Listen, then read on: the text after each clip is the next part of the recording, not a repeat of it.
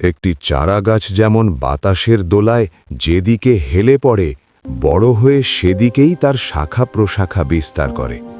আমাদের সন্তানেরাও ঠিক তেমনি। জানেন কি, একজন মায়ের প্রতিটি কথা, ছোট থেকে ছোট আচরণ আর প্রতিটি উচ্চারণ সন্তানের মনের গহীনে এক গভীর ছাপ ফেলে যায়। আমরা অজান্তেই সন্তানের সামনে যা করি তাই তাদের চরিত্র হয়ে দাঁড়ায়। তাই সন্তানের সামনে আপনার আচরণ কি নিয়ন্ত্রিত, নাকি আপনার রাগী সুর বা অযত্ন তাদের ভবিষ্যৎকে অন্ধকারের দিকে ঠেলে দিচ্ছে? পেরেন্টিং বা সন্তান লালন পালন কেবল একটি দায়িত্ব নয়, এটি একটি শিল্প যা শিখতে হয়। যারা মা হতে চলেছেন বা নতুন মা হয়েছেন, তাদের জন্য সন্তানের মনস্তত্ত্ব বোঝা অত্যন্ত জরুরি। আমরা অনেক সময় খেলনা বা দামি পোশাকের পেছনে অনেক খরচ করি, কিন্তু সন্তানের সঠিক মানুষ হওয়ার পেছনে কতটা সময় দিচ্ছি? গাইডলাইন: ভালো পেরেন্টিং বই পড়ুন, বিশেষজ্ঞের পরামর্শ নিন। 1. আচরণ নিয়ন্ত্রণ। আপনি সন্তানের আয়না। সন্তানকে মিথ্যা বলো না শেখানোর চেয়ে আপনি নিজে তার সামনে মিথ্যা না বলা অনেক বেশি কার্যকর। গাইডলাইন: সন্তানের সামনে নিজের রাগ, ঝগড়া বা নেতিবাচক প্রতিক্রিয়া নিয়ন্ত্রণ করুন। মনে রাখবেন, আপনি যদি তাদের সামনে অন্যের সমালোচনা করেন, সেও পরনিন্দা শিখবে। আপনি যদি ধৈর্য দেখান, সেও ধৈর্যশীল হবে। 2. মনস্তাত্ত্বিক বিকাশ। লেডেলিং বন্ধ করুন। অনেক সময় আমরা রাগের মাথায় সন্তানকে গাধা, দুষ্টু বা অকর্মণ্য বলি। একে বলে নেগেটিভ লেবেলিং। শিশুটি তখন অবচেতনে বিশ্বাস করতে শুরু করে যে সে সত্যিই এমন।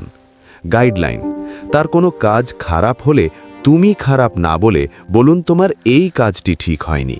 সবসময় ইতিবাচক শব্দ ব্যবহার করুন। 3. সময় বনাম বস্তুগত উপহার। আপনি ঠিকই বলেছেন, দামি খেলনার চেয়ে আপনার সাহচর্য বেশি মূল্যবান।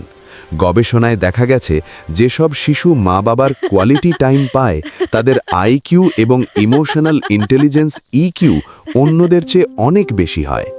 গাইডলাইন: প্রতিদিন অন্তত 20-30 মিনিট কোনো মোবাইল বা টিভি ছাড়া সন্তানের সাথে খেলুন বা গল্প করুন। তার চোখের দিকে তাকিয়ে কথা শুনুন। 4. রাগী সুরের প্রভাব। ভয় বনাম শ্রদ্ধা। ভয় দেখিয়ে সন্তানকে সাময়িকভাবে শান্ত রাখা যায়, কিন্তু এতে তার আত্মবিশ্বাস নষ্ট হয়ে যাবে। দীর্ঘমেয়াদে সে হয় বিদ্রোহী হবে অথবা প্রচণ্ড ভীতু হয়ে পড়বে। গাইডলাইন: শাসনের সময় চিৎকার না করে নিচু স্বরে কিন্তু দৃঢ়ভাবে কথা বলুন। তাকে ভয় নয়, বরং আপনার প্রতি শ্রদ্ধাশীল হতে শেখান। 5. পেরেন্টিং শিক্ষা ও পড়াশোনা। মা হওয়ার আগের ও পরের পড়াশোনা আপনাকে সন্তানের বিকাশের প্রতিটি ধাপ বুঝতে সাহায্য করবে।